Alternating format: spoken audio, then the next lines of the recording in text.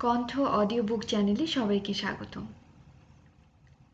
পড়ছি বিভূতিভূষণ বন্দ্যোপাধ্যায়ের বিখ্যাত উপন্যাস ইছামতির তৃতীয় পর্ব। এক প্রহর রাত্রি। তবিল মেলাতে বসল নালুপাল। করে গুনে গুনে একদিকে, পয়সা আর একদিকে।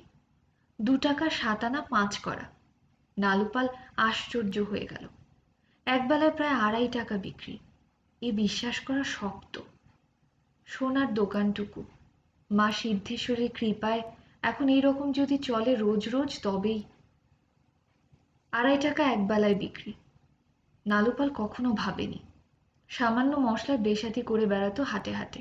রোদ নেই, বর্ষা নেই, কাদা নেই, জল নেই, সব শরীরের ওপর দিয়ে গিয়েছে। গোপালনগরে বড় বড় দোকানদার তার সঙ্গে ভালো করে কথা বলতো না। জিনিস বেসাতি করে মাথায় নিয়ে। সে আবার মানুষ? আজ আর তার সেই দিন নেই। নিজের দোকান, খড়ের চালা, মাটির দেওয়াল। দোকানে তক্তপোশের উপর বসে সে বিক্রি করে গদিয়ান চালে। কোথাও তাকে যেতে হয় না। রোদ বৃষ্টি গায়ের উপর দিয়ে যায় না। নিজের দোকানে নিজে মালিক। 5 জন এসে বিকেলে গল্প করে বাইরে বাঁশের মাচায় বসে। সবাই খাতির করে, দোকানদার বলে সম্মান করে। 2.5 টাকা বিক্রি।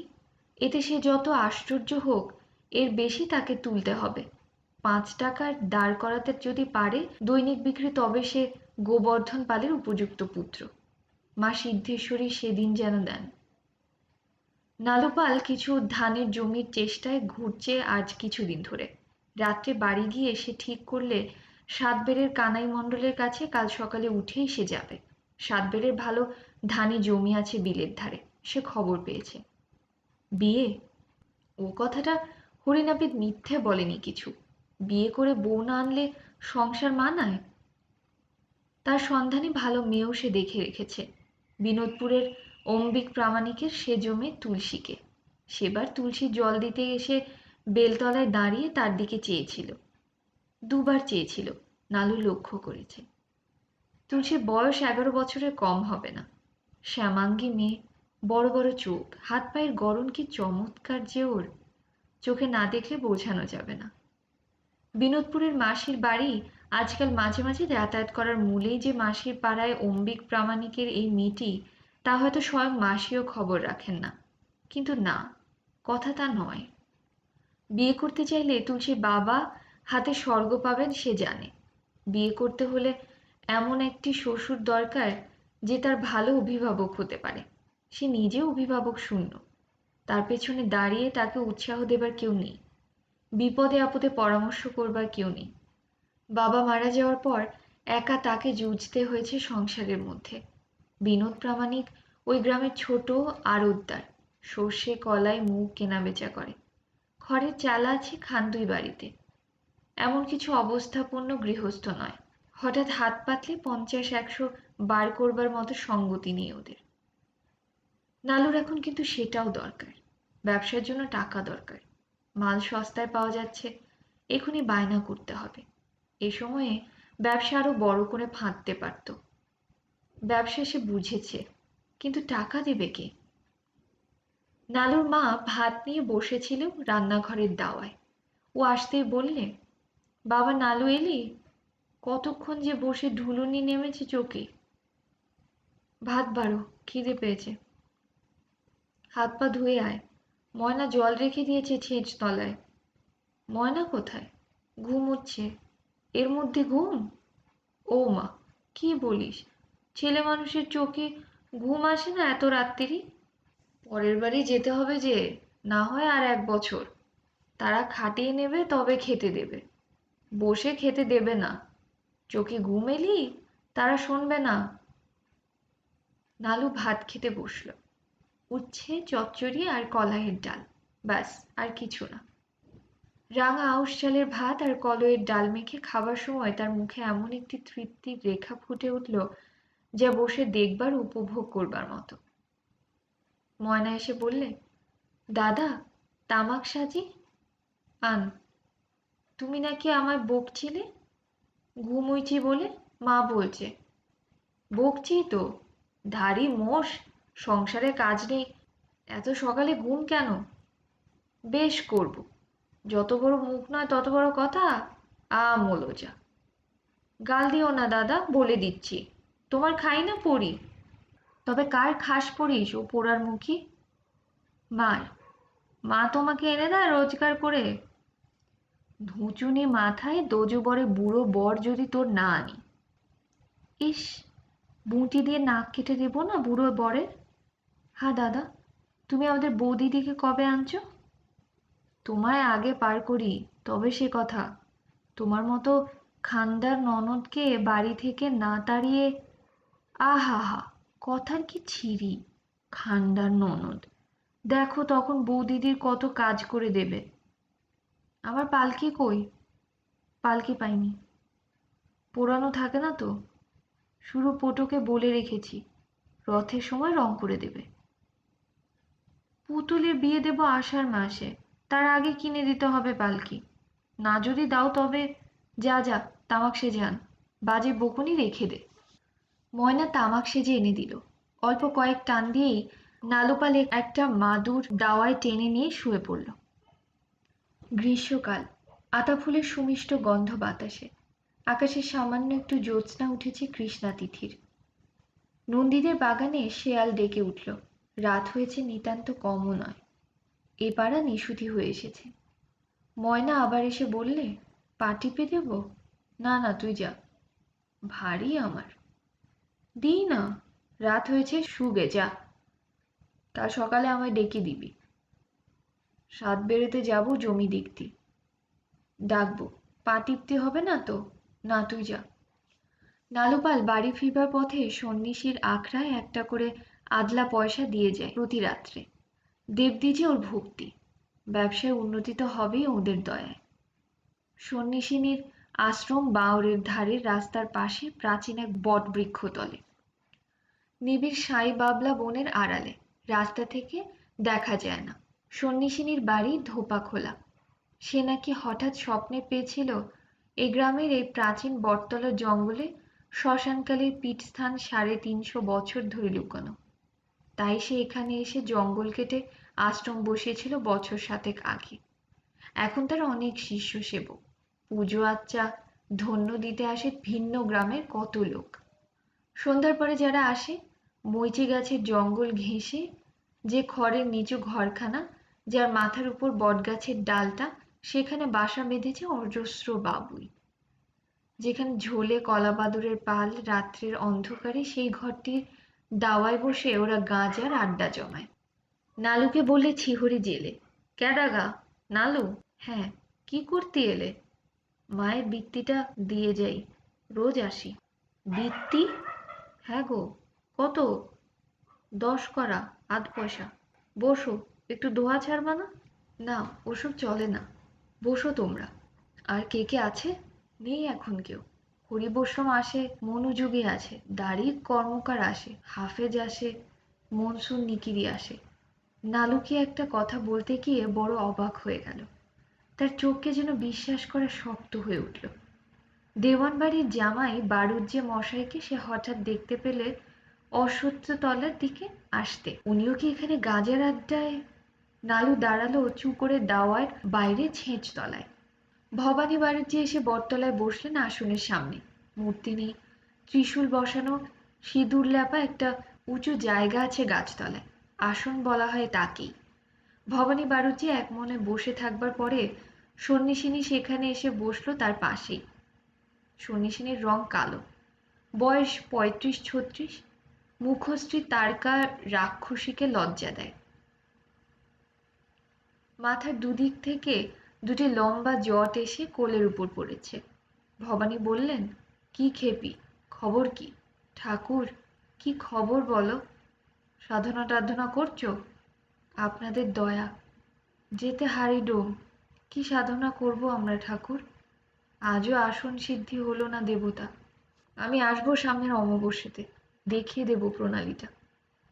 ওসব হবে না ঠাকুর, আর ফাঁকি দিও না, আমাকে শেখাও। দূর খেপি, আমি কি জানি? তার দয়া। আমি সাধন ভজন করিও নে, মানিও নে, তবে দেখি তোমাদের এই পর্যন্ত। আমায় ঠকাতে পারবে না ঠাকুর। তুমি রোজ এখানে আসবে সন্ধ্যের পর। যত সব অজ্ঞান লোকেরা ভিড় করে রাত দিন, নিয়ে এসো ওষুধ, নিয়ে এসো মামলা জেতা ছেলে হওয়া, সে তোমারই দোষ। সেটা না করতেই পারতে গোড়া থেকে। ধর্ণা দিতে দিলে কেন? তুমি ভুলে যাচ্ছ এই জায়গাটা গোরা সাহেবের বাংলা নয়। তবে এত লোক আসে কেন? ধর্মের জন্যে নয়, অবস্থা ঘোরাবার জন্যে, মামলা জেতবার জন্যে। সে তো বুঝি। একটু থেকে দেখবেন না দিনের বেলায়? এত রাতে আর কি আছে? চলে গেল সবাই। কি বিপদ যে আমার! সাধন ভজন সব যেতে বসেছে। ডাক্তার বদ্যি সেজে বসেছি, শুধু রোগ সারাও আর রোগ সারাও। লালুপাল এসব শুনে কিছু বুঝলে না। ভবানী বাড়ুজ্যেকে সে অনেকবার দেখেছে। দেওয়ান মশাই জামাই সুচেহারা লোক বটে, দেখলে ভক্তি হয়। বাড়ি ফিরে মাকে সে বললে, একটা চমৎকার জিনিস দেখলাম আজ। সন্ন্যাসিনীর গুরু হলেন আমাদের দেওয়ানজির ভগ্নিপতি বড় দিদি ঠাকুরনের বর। 3 দিদি ঠাকুরনেরই বর। সব কথা বুঝলাম না কি বললেন, কিন্তু সন্ন্যাসিনী যে অত বড় সে একেবারে ততস্থ। তিলু বললে, এত রাত করলেন আজ? ভাত জুড়িয়ে গেল।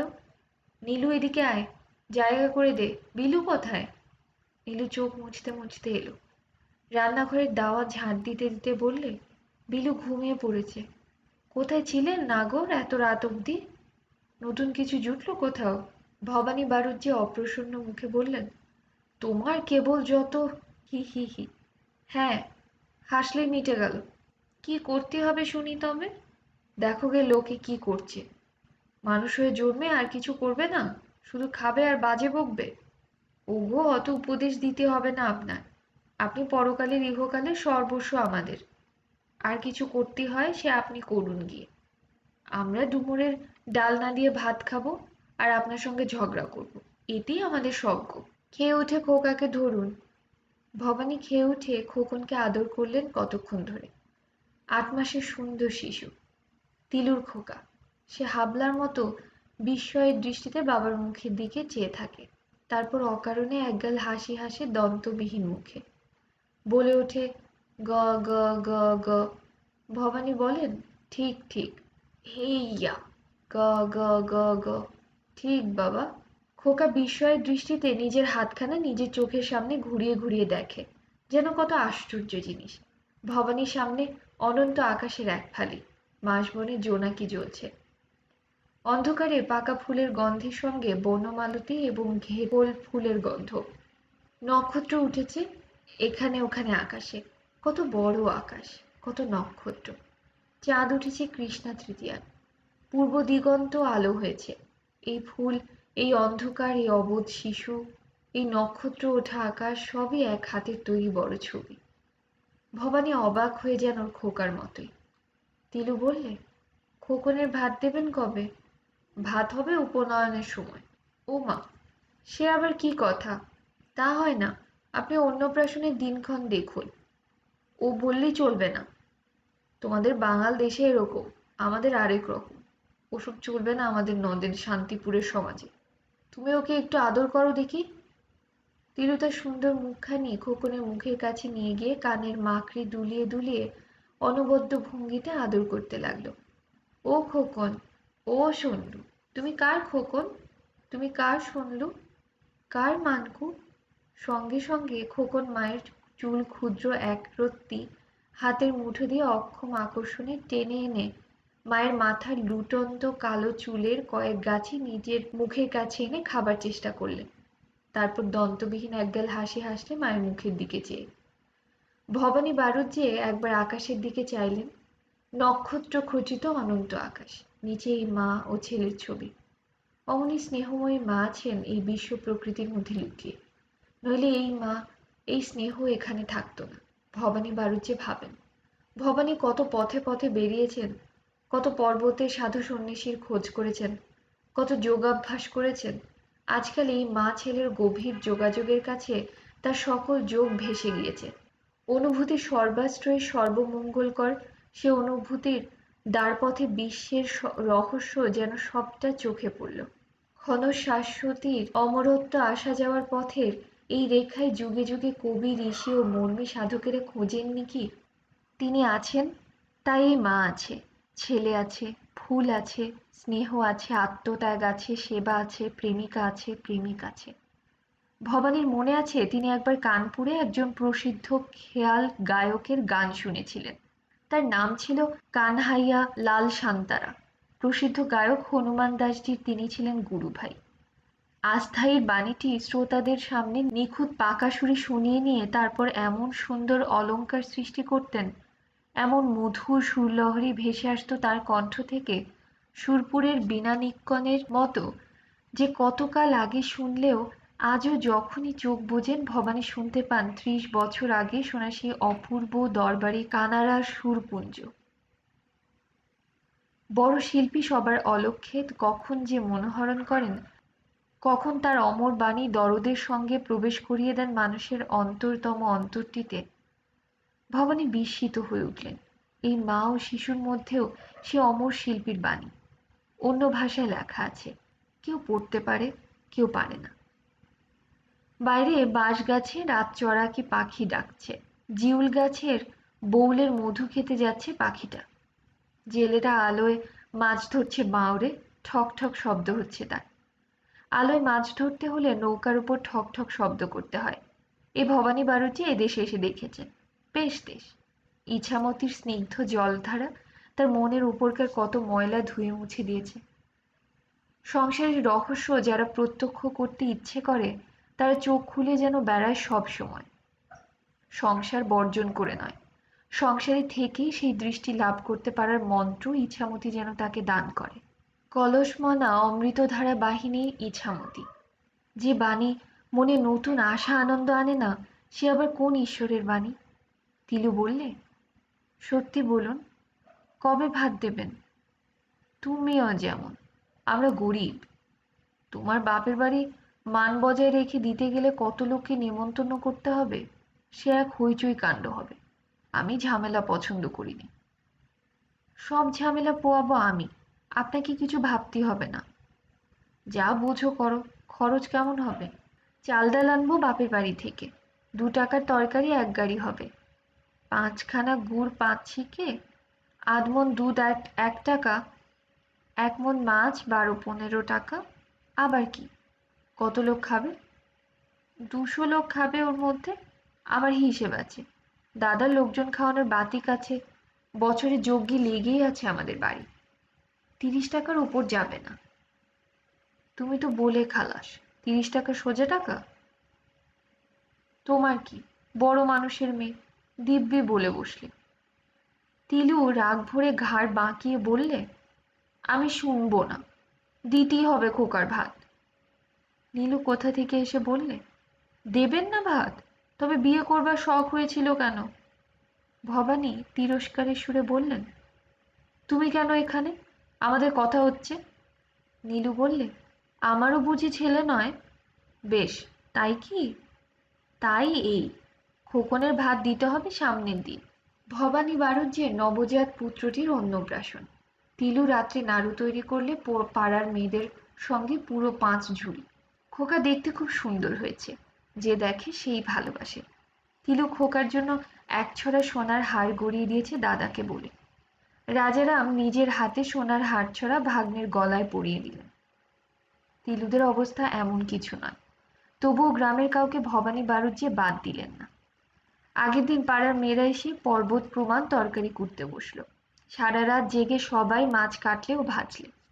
গ্রামের কুশি ঠাকুরন ওস্তাদ রাঁধুনি, শেষ রাতে এসে তিনি রান্না চাপালেন। মুখুজ্জেদের বিধবা বউ ও ঠাকুরন তাকে সাহায্য করতে লাগলেন। ভাত রান্না হলো কিন্তু বাইরে লম্বা বান কেটে, আর ছিরু রায় এবং হরিনাপিত বাকি মাছ কুটে ঝুড়ি করে বাইরে বানি নিয়ে এলো ভাজিয়ে নিতে। ভাত যারা রান্না করছিল তারা হাঁকিয়ে দিয়ে বললে, এখন তাদের সময় নেই, নিজেরা বান কেটে মাছ ভাজুক গিয়ে। এই কথা নিয়ে 2 দলে ঘোর তর্ক ও ঝগড়া। বৃদ্ধ বীরেশ্বর চক্রবর্তী এসে 2 দলের ঝগড়া মিটিয়ে দিলেন শেষে। রাজারামের এক দুঃসম্পর্কের ভাইপো সম্প্রতি কলকাতা থেকে এসেছে। সেখানে সে আমুটি কোম্পানির কুঠিতে নকল নবিশ, গলায় পৈতে মালার মতো জড়িয়ে রাঙা গামছা কাঁধে সে রান্নার তদারকি করে বেড়াচ্ছিল। বড় চালের কথাবার্তা বলে, হাত পা নেড়ে গল্প করছিল। কলকাতায় একরকম তেল উঠেছে, সাহেবরা জ্বালায়, তাকে মেটে তেল বলে। সাহেবরা জ্বালায় বাড়িতে, বড় দুর্গন্ধ। রূপচাঁদ মুখুজ্জে বললেন, পিদিম জলে? না, সাহেব বাড়ির বাতিতে জলে। কাজ বসানো সে এখানে কে আনবে, অনেক দাম। হরিরায় বললেন, আমাদের কাছে কলকাতা কলকাতা করো না। কলকাতায় যা আছে তা আগে আসবে আমাদের নীলকুঠিতে। এদের মতো সাহেব কলকাতায় নেই। না, নেই। কলকাতার কি দেখেছো তুমি? কখনো গেলে না তো?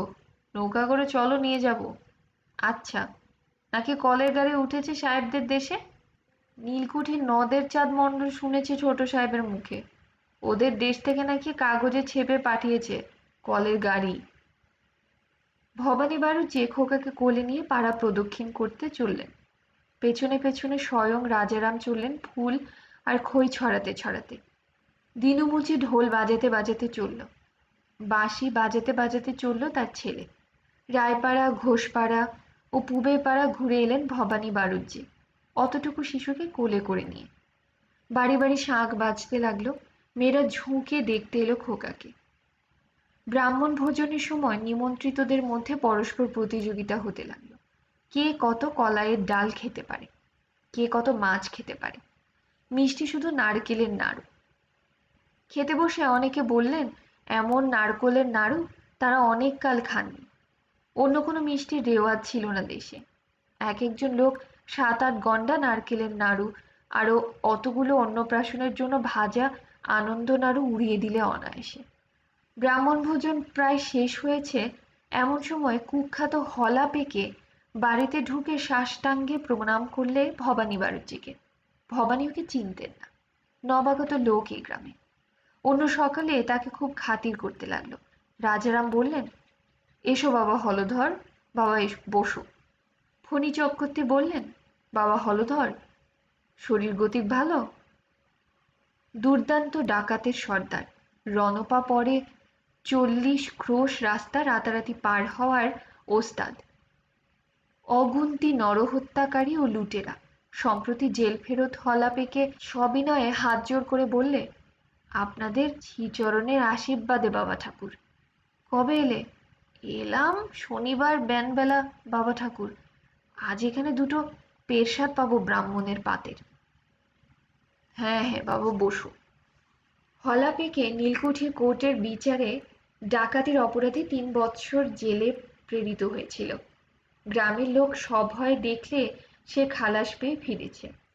ওর চেহারা দেখবার মতো বটে, যেমন লম্বা তেমনি কালো দশাসই সজোয়ান পুরুষ। এক হাতে বন বন করে ঢেকি ঘোরাতে পারে।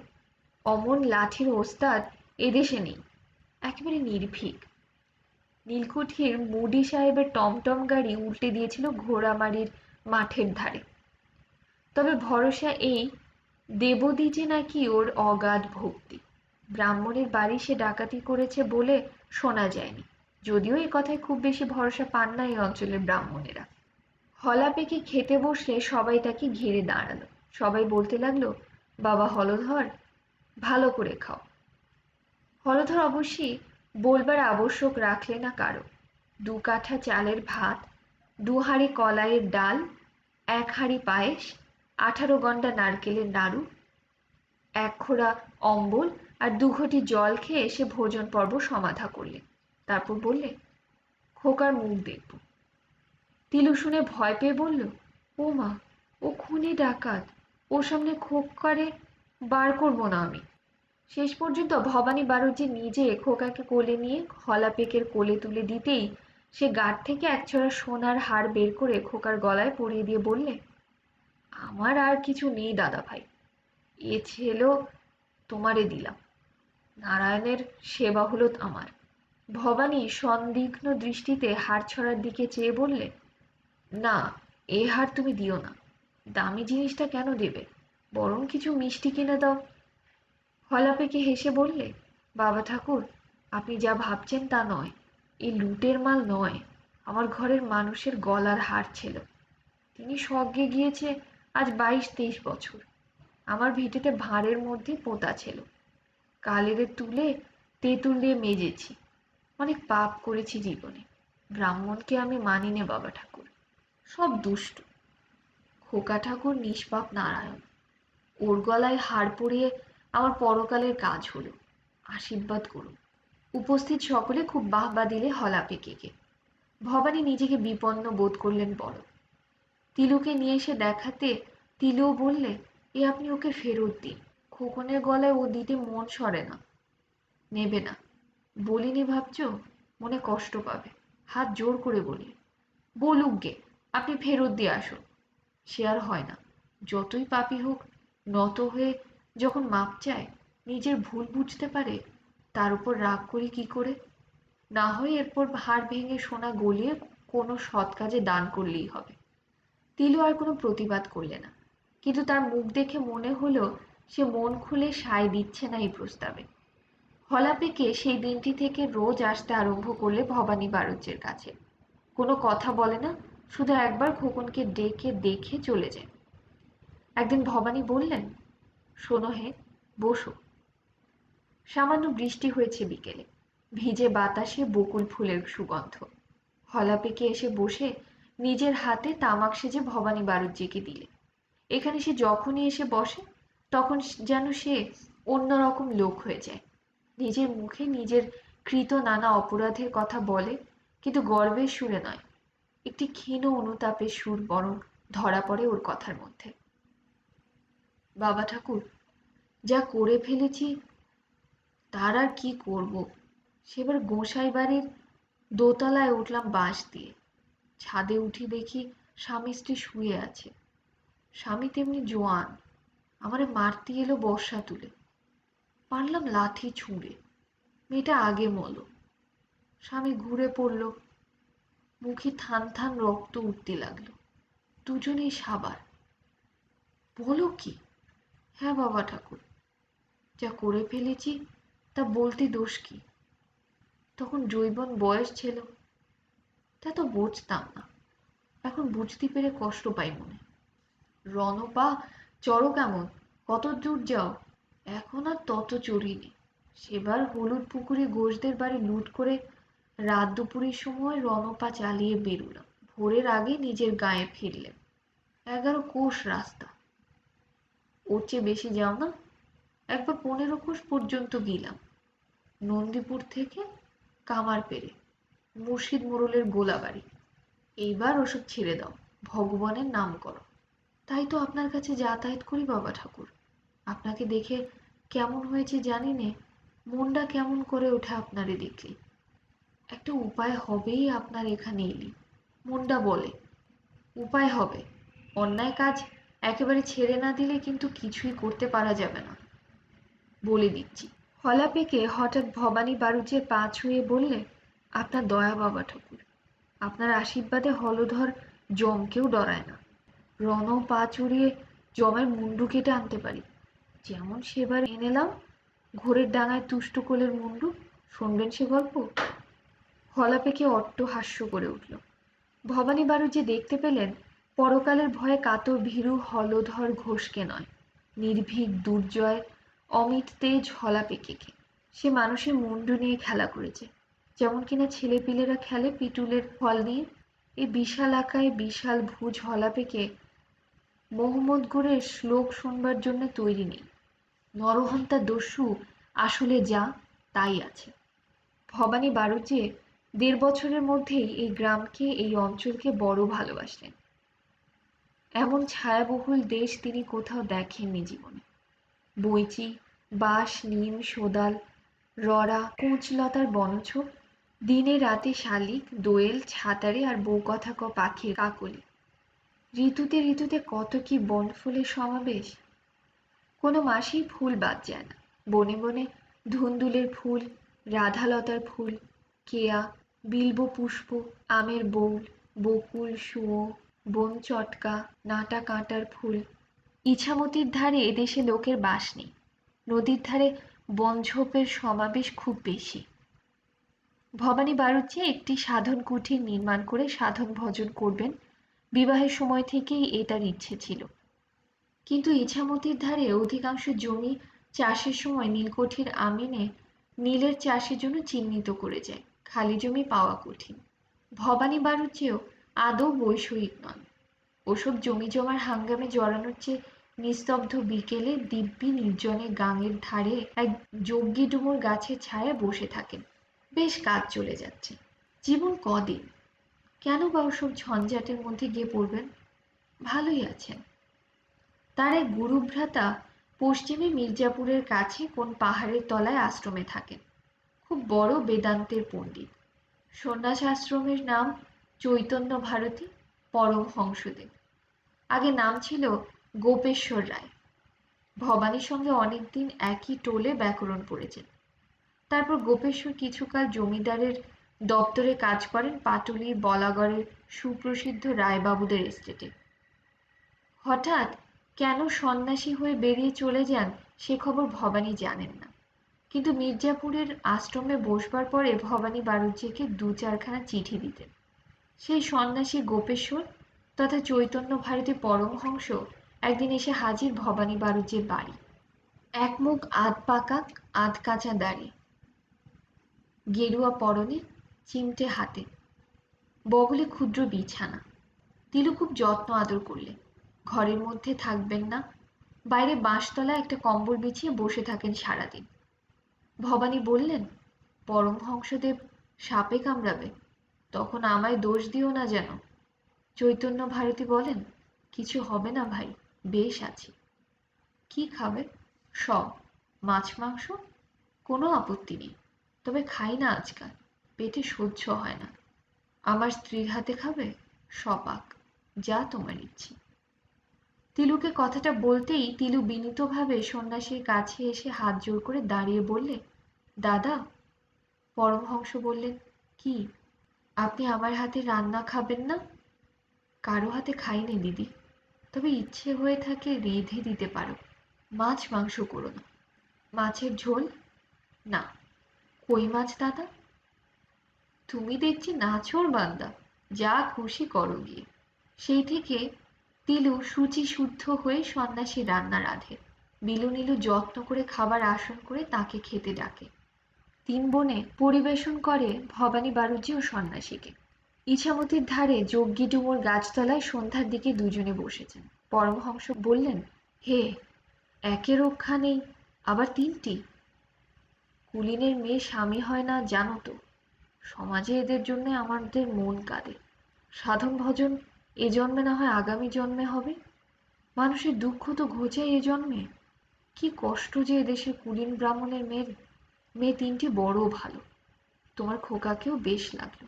আমার বয়স হলো 52, ততদিন যদি থাকি ওকে পণ্ডিত করে যাব। তার চেয়ে বড় কাজ, ভক্তি শিক্ষা দিও। তুমি বৈদান্তিক সন্ন্যাসী, ভূতের মুখে রাম নাও। বৈদান্তিক হওয়া সহজ নয় জেনো। বৈদান্তকে ভালোভাবে বুঝতে হলে আগে ন্যায় মীমাংসা ভালো করে পড়া দরকার, নইলে বেদান্তের প্রতিপাদ্য বিষয় ঠিক মতো বোঝা যায় না। ব্রহ্মজ্ঞান অর্জন করা বড় কষ্টসাধ্য। আমাকে পড়াও না দিন কতক। দিন কতকের কর্ম নয়, ন্যায় পড়তেই অনেক দিন কেটে যাবে। তুমি ন্যায় পড়ো, আমি এসে বেদান্ত শিক্ষা দেব। তবে সাধনা চাই, শুধু পড়লে হবে না। সংসারে জড়িয়ে পড়েছ, ভজন করবে কি করে? এই জন্মে হলো না। কুছ পরোয়া নেই, এই জন্যেই ভক্তির পথ ধরেছি। সেও সহজ কি খুব? জ্ঞানের চেয়েও কঠিন। জ্ঞান সাধ্যায় দ্বারা লাভ হয়, ভক্তি তা নয়। মনে ভাব আসা চাই। ভক্তির অধিকারী হওয়া সবচেয়ে কঠিন। কোনোটাই সহজ নয় রে দাদা। তবে হাত পা গুটিয়ে চুপ করে বসে থাকবো? তেষাং সতত যুক্তানাং ভজতাং প্রীতিপূর্বকম, গীতায় বলেছেন শ্রীকৃষ্ণ।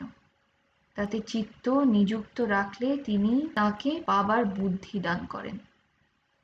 দমামি বুদ্ধি যোগন্তম। তুমিই তো আমার উত্তর দিলে। বিয়েটা করে একটু গোলমাল করে ফেলেছ, জড়িয়ে পড়বে। একেবারে তিনটি, একই রক্ষা থাকে না। পরীক্ষা করে দেখি না একটা জীবন। তার কৃপায় দৌড়টাও তো বোঝা যাবে। ভগবতে সুখদেব বলেছেন, গৃহৈর্দ্বারাশু তৈষ্ণম।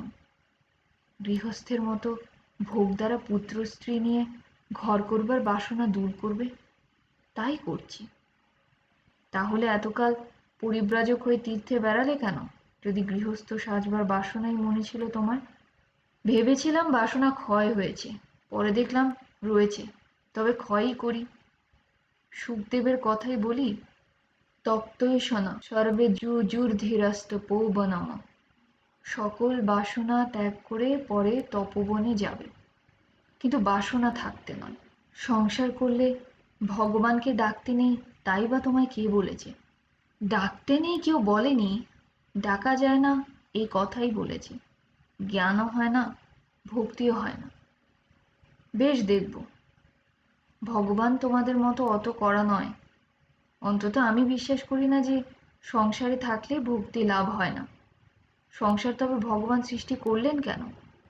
তিনি প্রতারণা করবেন তার অবুঝ সন্তানদের, যারা নিতান্ত অসহায়? তিনি পিতা হয়ে তাদের সামনে ইচ্ছা করে মায়া ফাঁদ পেতেছেন তাদের জালে জড়াবার জন্যে? এর উত্তর দাও। এষা বৃত্তির নাম তমগুণস্য। তমগুণের শক্তিই আবরণ। বস্তু যথার্থভাবে প্রতিভাত না হয়ে অন্য প্রকারে প্রতিভাত হয়। এই জন্যেই তমগুণের নাম বৃত্তি। ভগবানকে দোষ দিও না। ওভাবে ভগবানকে ভাবছো কেন? বেদান্ত পড়লে বুঝতে পারবে, ওভাবে ভগবান নেই। তিনি কিছুই করেননি, তোমার দৃষ্টির দোষ। মায়ার একটা শক্তির নাম বিক্ষেপ। এই বিক্ষেপ তোমাকে মোহিত করে রেখে ভগবানকে দেখতে দিচ্ছে না। তার শরণাগত হয়ে দেখাই যাক না, তার কৃপার দৌড়টা দেখব বলেছি তো। মায়া শক্তি ভক্তি যত বড়ই হোক, তাদের চেয়ে তার শক্তি বড়। মায়া শক্তি কি ভগবান ছাড়া? তার সংসারে সব তাঁর জিনিস। তিনি ছাড়া আবার মায়া এলো কোথা থেকে? গোঁজামিল হয়ে যাচ্ছে যে। গোঁজামিল হয়নি, আমার কথা তুমি বুঝতেই পারলে না। শ্বেতাশ্বত শ্রুতিতে বলেছে, অজামেকাম, অজ্ঞান কারো সৃষ্টি নয়। যিনি সমষ্টিরূপে ঈশ্বর, তিনি বেষ্টিতে কার্যরূপে জীব। অদ্বৈত বেদান্ত বলে, সমষ্টিতে বর্তমান যে চৈতন্য তাই হলো কার্য, অর্থাৎ ঈশ্বর কর্তা, জীব কার্য। কিন্তু স্বরূপে উভয়ই এক, কেবল উপাধিতে ভিন্ন। তুমিই তোমার ঈশ্বর, আবার ঈশ্বরকে একবার একরকম বললে, গীতার শ্লোক ওঠালে, আবার এখন অদ্বৈত বেদান্তের সিদ্ধান্ত নিয়ে এসে ফেললে। গীতার শ্লোক ওঠানোতে কি অন্যায় করলাম? গীতা হলো ভক্তিশাস্ত্র, অদ্বৈত বেদান্ত জ্ঞানের শাস্ত্র। দুয়ে মিলিও না। ও কথাই বলো না। বড় কষ্ট হলো এ কথা তোমার মুখে শুনে। বেদান্তে ব্রহ্মই একমাত্র প্রতিপাদ্য বিষয়।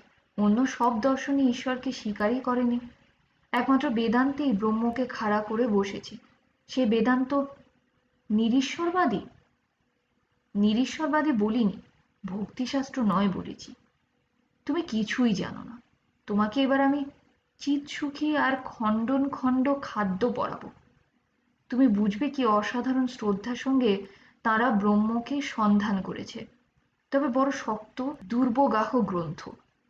তর্কশাস্ত্র ভালো করে না পড়লে বোঝাই যাবে না। দেখবে বেদান্তের মধ্যে অন্য কোনো কুতর্কের বা বিকৃত ভাষ্যের ফাঁক বুঝিয়ে দিয়েছি কিভাবে। আর তুমি কিনা বলে বসলে। আমি কিছুই বলে বসিনি। তুমি আর আমি অনেক তফাৎ। তুমি মহাজ্ঞানী, আমি তুচ্ছ গৃহস্থ। তুমি যা বলবে তার উপর আমার কথা কি? আমার বক্তব্য অন্য সময় বলবো। বলো, তুমি অনুরাগী শ্রোতা এবং বক্তা। তোমাকে শুনিও এবং বলে সুখ আছে। তোমার সঙ্গে দুটো ভালো কথা আলোচনা করেও আনন্দ হলো। এই গ্রাম একেবারে অন্ধকারে ডুবে আছে। শুধু আছে নীলকুঠি আর সাহেব আর জমি আর জমা আর ধান আর বিষয়। এই নিয়ে আমার শ্যালকটি তার মধ্যে প্রধান। তিনি নীলকুঠির দেওয়ান। সাহেব তাঁর ইষ্টদেব, তেমনি অত্যাচার। তবে গোবরে পদ্মফুল আমার বড় স্ত্রী। ভালো, খুব, অতিরিক্ত ভালো। বাকি দুটি ভালো, তবে এখনো ছেলে মানুষই যায়নি। আদুরে বোন কিনা দেওয়ানজির। এদিকে সৎ ভবানী বাড়ুজ্যে আর পরমহংস সন্ন্যাসীকে দিন কতক প্রায়ই নদীর ধারে বসে থাকতে দেখা যেত। ঠিক হলো যে সন্ন্যাসী তিলু বিলু নীলুকে দীক্ষা দেবেন। তিলু রাত্রে স্বামীকে বললে, আপনি গুরু করেছেন কেন, দীক্ষা নেবেন না? কি বুদ্ধি যে তোমার, আহামরি! এই সন্ন্যাসী ঠাকুর আমার গুরু ভাই হলো কি করে যদি আমার দীক্ষা না হয়ে থাকে? ও ঠিক ঠিক, আমি ও দীক্ষা নেব না। কেন কেন? তিলু কিছু বললে না, মুচকি হেসে চুপ করে রইল। প্রদীপের আলোর সামনে নিজের হাতের বাউটি ঘুরিয়ে ঘুরিয়ে নিজেই দেখতে লাগলো। একটা ছোট ধুনুচিতে ধুনো গুঁড়ো করে লাগলো ছড়িয়ে। এটি ভবানীর বিশেষ খেয়াল। কোনো শৌখিনতা নেই যে স্বামীর, কোনো আকিঞ্চন নেই, কোনো আবদার নেই। স্বামীর অতি তুচ্ছ খেয়ালটুকুর প্রতি তিলুর বড় স্নেহ। রোজ শোবার সময় অতি যত্নে ধুনো গুঁড়ো করে সে ধুনুচিতে দেবে এবং বারবার স্বামীকে জিজ্ঞেস করবে, গন্ধ পাচ্ছেন? কেমন গন্ধ, ভালো না? তিলুকে হঠাৎ চলে যেতে উদ্যত দেখে ভবানী বললেন, চলে যাচ্ছ যে, খোকা কই? তিলু হেসে বললে, আহা, আজ তো নীলুর দিন, বুধবার আজ যে, মনে নেই? খোকা নীলুর কাছে, নীলু আনবে। না, আজ তুমি থাকো, তোমার সঙ্গে কথা আছে। বারে, তা কখনো হয়? নীলু কত শখের সঙ্গে ঢাকায় শাড়িখানা পরে খোকাকে কোলে করে বসে আছে। তুমি থাকলে ভালো হতো তিলু। আচ্ছা বেশ, খোকনকে নিয়ে আসতে বলো। একটু পরে নীলু ঘরে ঢুকলো খোকনকে কোলে নিয়ে। ওর কোলে ঘুমন্ত খোকন, খোকনের গলায় হলা পেকের উপহার দেওয়া সেই হাড় ছড়াটা। অতি সুন্দর খোকন। ভবানী বাড়ুজ্যে এমন খোকা কখনো দেখেননি। এত সুন্দর ছেলে এবং এত চমৎকার তার হাবভাব। এক এক সময় আবার ভাবেন অন্য সবাই তাদের সন্তানদের সম্বন্ধে ঠিক এই কথাই বলবে নাকি। এমনকি খুব কুৎসিত সন্তানদের বাপ মাও। তবে এর মধ্যে অসত্য কোথায় আছে? নীলু খোকাকে সন্তর্পণে শুইয়ে দিলে ভবানী চেয়ে চেয়ে দেখলেন কি সুন্দরভাবে ওর বড় বড় চোখ দুটি বুজিয়ে ঘুমে নিতিয়ে আছে খোকন। তিনি আস্তে আস্তে সেই অবস্থায় তাকে উঠিয়ে বসিয়ে দিতেই খোকা নিমিলিত চোখেই বুদ্ধদেবের মতো শান্ত হয়ে রইল। কেবল তার ঘাড়টি পিছন দিকে হেলে পড়তে দেখে ভবানী পেছন থেকে একটা হাত দিয়ে ওর ঘাড় ধরে রাখলেন। নীলু তাড়াতাড়ি এসে বললে, ও কি, ওর ঘাড় ভেঙে যাবে যে, কি আক্কেল আপনার! ভবানীর ভারী আমোদ লাগলো। কেমন সুন্দর চুপটি করে চোখ বুজে একবারও না কেঁদে কেষ্টনগরের কারিগরের পুতুলের মতো বসে রইল। নীলুকে বললে, দেখো দেখো কেমন দেখাচ্ছে। তিলুকে ডাকো, তোমার দিদিকে ডাকো। নীলু বললে, আহা হা, মরে যাই, কেমন করে চোখ বুজে ঘুমিয়ে আছে, কেন ওকে অমন কষ্ট দিচ্ছেন? ছি ছি, শুইয়ে দিন। তিলু এসে বললে, কি? দেখো কেমন দেখাচ্ছে খোকনকে। আহা, বেশ। মুখে কান্না নেই, কথা নেই। কথা থাকবে কি, ও ঘুমে অচেতন যে। ও কি কিছু বুঝতে পারছে? ওকে বসানো হয়েছে, কি করা হয়েছে। নীলু বললে, এবার শুইয়ে দিন। আহা, মরে যাই, সোনামণি আমার, শুইয়ে দিন, ওর লাগছে। দিদি কিছু বলবে না আপনার সামনে। খোকাকে শুইয়ে দিয়ে হঠাৎ ভবানীর মনে হলো ঠিক হয়েছে, শিশুর সৌন্দর্য বুঝবার পক্ষে তার বাপ মাকে বাদ দিলে চলবে কেন? শিশু এবং তার বাপ মা একই স্বর্ণসূত্রে গাঁথা মালা। এরা পরস্পরকে বুঝবে, পরস্পর পরস্পরকে ভালো বলবে। সৃষ্টির বিধান নেই, নিজেকে বাদ দিলে চলবে না। এও বেদান্তের সে অমর বাণী, দশমস্তমসি, তুমিই দশম। নিজেকে বাদ দিয়ে গুনলে চলবে কেন? তার পরদিন সকালে এলো হলাপেকে। তার সঙ্গে এলো হলাপেকের অনুচর দুর্ধর্ষ ডাকাত অঘোরমুচি। অঘোরমুচিকে তিলুরা তিন বোন দেখে খুব খুশি। অঘোর ওদের কোলে করে মানুষ করেছে ছোটবেলায়। তিলু বললে, এসো অঘোর দাদা, জেল থেকে কবে এলে? অঘোর বললে, কাল এলাম দিদিমণিরা, তোমাদের দেখতে এলাম। আর বলি, সন্ন্যাসী ঠাকুরকে দেখে একটা পেরনাম করে আসি। গঙ্গাচেনের ফল হবে।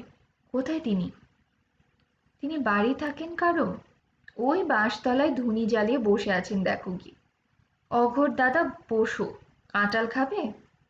তোমরা দুজনেই বসো, খোকনকে দেখব দিদিমণি। আগে সন্ন্যাসী ঠাকুরকে দণ্ডবধ করে আসি। বাঁশতলার আসনে চৈতন্য ভারতী চুপ করে বসেছিলেন। ধুনি জ্বালানো ছিল না।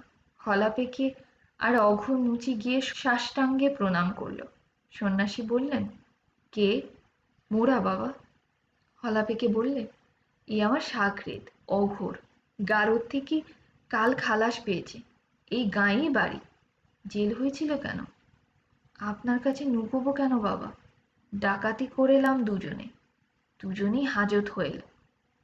খুব শক্তি আছে তোমাদের দুজনেরই। ভালো কাজে সেটা লাগালে দোষ কি? দোষ কিছু নেই বাবা, হাত নিষ্পিস করে, থাকতে পারিনি। চৈতন্য ভারতী বললেন, হাত নিষ্পিস করুক।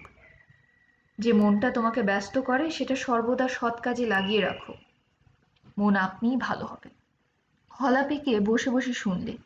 অঘরমুচির ওসব ভালো লাগছিল না। সে ভাবছিল তিলু দিদিমণির কাছ থেকে একখানা পাকা কাঁঠাল চেয়ে নিয়ে খেতে হবে। এমন সময় নীলু সেখানে এসে ডাকলে, ও সন্ন্যাসী দাদা। চৈতন্য ভারতী বললেন, কি দিদি? পাকা কলা আর পেঁপে নিয়ে আসবো। ছ্যান হয়েছে? না, হয়নি। তুমি নিয়ে এসো, ওতে কোনো আপত্তি নেই। আচ্ছা, এদেশে ছ্যান করা বলে কেন? কি বলবে? কি বলবে না? তুমি যাও, যশোরে বাঙাল সব কোথাকার। নিয়ে এসো কি খাবার আছে। অমনি বললি, আমি কিন্তু আনবো না, সেটুকু বলে দিচ্ছি দাদা।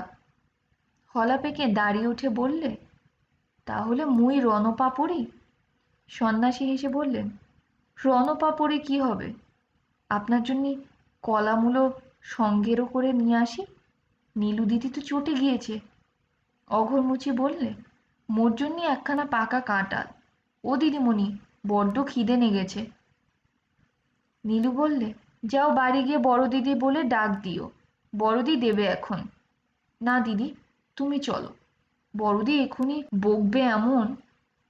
গারদ খেতে এসেছি, কেন গিয়েছিলি, কি করেছিলি, সাত কৈফিয়ত দিতে হবে। আর সবাই তো জানে মুই চোর ডাকাত। খাতি পাইনে তাই চুরি ডাকাতি করি, খাতি পেলে কি আর করতাম? গ্রামে এসে যা দেখছি, চালের কাঠা 2 আনা 10 পয়সা। তাতে আর কিছুদিন গারদে থাকলে হতো ভালো। খাবো কেমন করে অত আকড়া চালের ভাত? ছেলেপিলের বা কি খাওয়াবো? কি বলেন বাবা ঠাকুর? সন্ন্যাসী বললেন, যা ভালো বোঝো তাই করবে বাবা, তবে মানুষ খুন করো না, ওটা করা ঠিক নয়। হলা পেকে এতক্ষণ চুপ করে বসেছিল। মানুষ খুনের কথায় সে এবার চাঙা হয়ে উঠল। হলা আসলে হলো খুনি, অনেক মুন্ডু কেটেছে মানুষের। খুনের কথা পারলে সে উত্তেজিত হয়ে ওঠে। চৈতন্য ভারতী সামনে এসে বললে, জোরহাত করি বাবা ঠাকুর, কিছু মনে করবেন না, একটা কথা বলি শুনুন। পাঞ্চিতে গায়ের মোড়ল বাড়ি সেবার ডাকাতি করতে গেলাম। যখন সিঁড়ি বেয়ে দোতলায় উঠেছি তখন ছোট মোড়ল মোড়ে আটকালে। ওর হাতে মাছ মারা কোঁচ। এক লাঠির ঘায়ে কোঁচ ছুঁড়ে ফেলে দিলাম। আমার সামনে লাঠি ধরতে পারবে কেন ছেলে ছোকরা? তখন সে ইট তুলে মারতে এলো। আমি ওরে বললাম, আমার সঙ্গে লাগতে এসো না, সরে যাও। তার নিয়তি ঘুনিয়ে এসেছে, সে কি শোনে? আমায় একটা খারাপ গালাগালি দিলে। সঙ্গে সঙ্গে এক লাঠিতে ওর মাথাটা দোফাঁক করে দিল। উল্টে পড়ল গড়িয়ে সিঁড়ির নিচে, কুমড়ো গড়ান দিয়ে। নীলু বললে, ইস মা গো। চৈতন্য ভারতী মশাই বললেন, তারপর? তারপর শুনুন আশ্চর্য কাণ্ড। বড় মোড়লের পুতের বউ দিব্যি দশাসই সুন্দরী। মনে হলো 18-20 বয়স। চুল এলো করে দিয়ে সেই লম্বা সরকি নিয়ে দাঁড়িয়ে রয়েছে দোতলার মুখী, সিঁড়ির নিচে, যেখানে থেকে চাপা সিঁড়ি ফেলবার দরজা। ভারতী মশাই অনেকদিন ঘর ছাড়া। জিজ্ঞেস করলেন, চাপা সিঁড়ি কি? নীলু বললে, চাপা সিঁড়ি দেখেননি? আমার বাপের বাড়ি আছে, দেখাবো। সিঁড়িতে উঠবার পর দোতলায় যেখানে গিয়ে পা দেবেন সেখান থেকে চাপা সিঁড়ি মাথার উপর দিয়ে ফেলে দেয়, সে দরজার কভার থেকে মাথার উপর। তাহলে ডাকাতেরা আর দোতলায় উঠতে পারে না। কেন পারবে না? হলা পেকে উত্তর দিলে এ কথার। বললে, আপনাকে বুঝিয়ে বলতে পারলে না দিদিমণি। চাপা সিঁড়ি চেপে ফেলে দিলে আর দোতলায় ওঠা যায় না, বড্ড কঠিন হয়ে পড়ে। এমনি সিঁড়ি যা, তার মুখের কবাট জোড়া কুড়ুল দিয়ে চালা করা যায়। চাপা সিঁড়ির কবাট মাথার উপর থাকে, কুড়ুল দিয়ে কাটা যায় না। বুঝলেন এবার? যাক, তারপর কি হলো? তখন আমি দেখছি কি বাবা ঠাকুর, সাক্ষাৎ কালীপীর্তি মেয়ে। মাথার চুল এলো, দশাসই চেহারা, কি চমৎকার গড়ন পেটন, মুখ চোখ, সড়কি ধরেছে যেন সাক্ষাৎ দশভুজা দুর্গা। ঘাম তেল মুখে চকচক করছে, চোখ দুটোতে যেন আলো ঠিকরে বেরুচ্ছে। সত্যি বলছি বাবা ঠাকুর, অনেক মেয়ে দেখিছি, অমন চেহারা আর কখনো দেখিনি। আর সড়কি চালানো কি, যেন তৈরি হাত, ব্যাকা করে খোঁচা মারে। আর লাগলেই নাড়ি ভুড়ি নামিয়ে নেবে এমনই এক হাতের টেরচা তাক। মনে মনে ভাবি, সাবাস মা, বলিহারি, দুধ খেয়ালে বটে। তারপর তারপর চৈতন্য ভারতী অত্যন্ত উত্তেজিত হয়ে উঠলেন, সোজা হয়ে উঠে বসলেন ধুনির সামনে। একবার ভাবলাম যা থাকে কপালে, লড়ে দেখব। তারপর ভাবলাম না, পিছু হটি, গতি কাজ ভালো না। আমি পিছিয়ে পড়েছি। বিরোহারি বললে, পরক্ষণেই জিভ কেটে ফেলে বললে, ওই দেখো, দলের লোকের নাম করে ফেললাম। কেউ জানে না যে ব্যাটা আমাদের সাংরার লোক ছিল। যাক, আপনারা আর ওর কথা বলে দিতে যাচ্ছেন না নীলকুঠি সাহেবের কাছে। ভারতী মশাই বললেন, নীলকুঠি সাহেব কি করবে? সে কি বাবা ঠাকুর, এদের বিচার আচার সব তো কুঠির সাহেবেরা করেন। আমার আর অঘোরের গারো দোয়েল, সেও বিচার করেন ওই বড় সাহেব। তারপর শুনুন, বিরোহারি ব্যাটা এগিয়ে গেল। আমাদের বললে, দুও, মেয়ে লোকের সঙ্গে লড়াই হেরে গেলি, এমনি মরদ। সিঁড়ির উপরে ধাপে দুব দুব করে উঠে গেল। আমি ঘুরে দাঁড়িয়েছি। মেয়ে লোকের গায়ে হাত দিলে বীরের হাড়ির একদিন না আমার একদিন, মুই দেখে নেব। এমন সময় বাপরে বলে বিরোহারি একেবারে চিত হয়ে সিঁড়ির মুখে পড়ে গেল। তারপরেই উঠে দু হাত তলপেটে দিয়ে কি একটা টানছে দড়ির মতো। আমি ভাবছি ওটা আবার কি। কাছে গিয়ে দেখি তলপেট হা হয়ে ফুটো বেরিয়েছে। সেই ফুটো দিয়ে পেটের রক্তমাখা নাড়ি দড়ির মতো চলে গেছে উপরে সরকির ফলার আলোর সঙ্গে গিথে।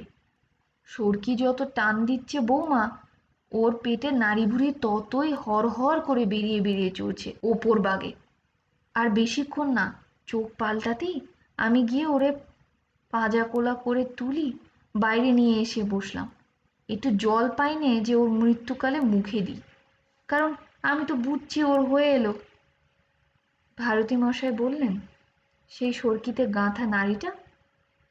লাঠির এক ঝটকায় নাড়ি ছিঁড়ে দিয়েছি, নইলে আনছি কোথা থেকে। তা বড্ড শক্ত জান হাড়ির পোর, মরে না, শুধু গোঙায় আর বোধহয় জল জল করে, বুঝতে পারি না। এদিকে নোক এসে পড়বে, তখন বড্ড হইচই হচ্ছে বাইরে। কি করি?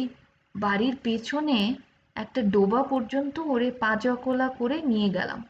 তখনও ও গোঁ গোঁ করে হাত নেড়ে কি বলে। রক্তে ধরণী ভাসছে বাবা ঠাকুর, লোকজন এসে পড়বার আর দিন নেই। তখন বেমুচির কাতানখানা চেয়ে নিয়ে এক কোপে ওর মুন্ডুটা ঝটকে ফেলে ধরটা ডোবায় টান মেরে ফেলে দিলাম।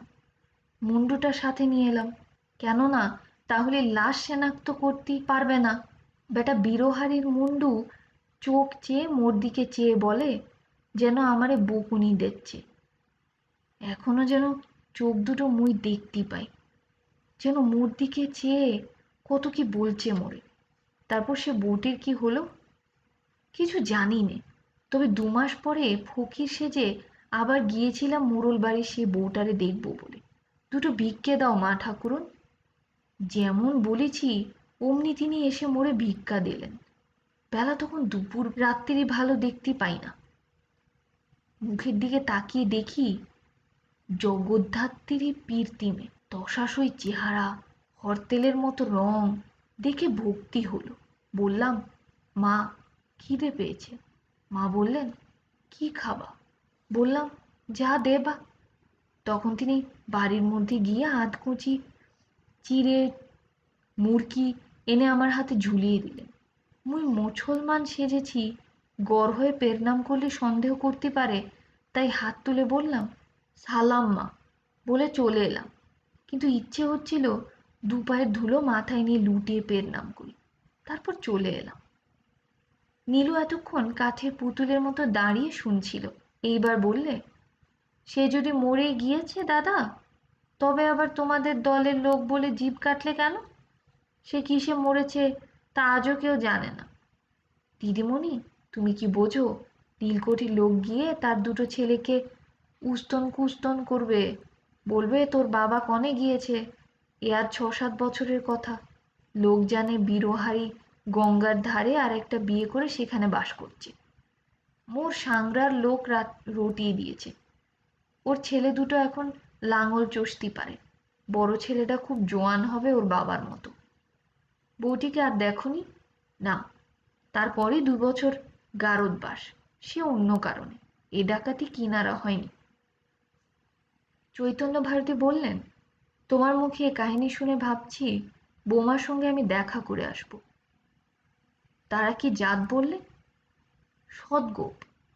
আমি যাব সেখানে। শক্তিমতী মেয়েরা জগদ্ধাত্রীর অবতার।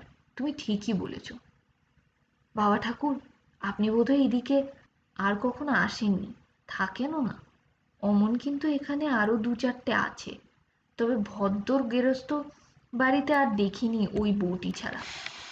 বাগদি, দুলে, মুচি, নমঃশূদ্রের মধ্যে অনেক মেয়ে পাবেন যারা ভালো সরকি চালায়, কোঁচ চালায়, ফালা চালায়, কাতান চালায়।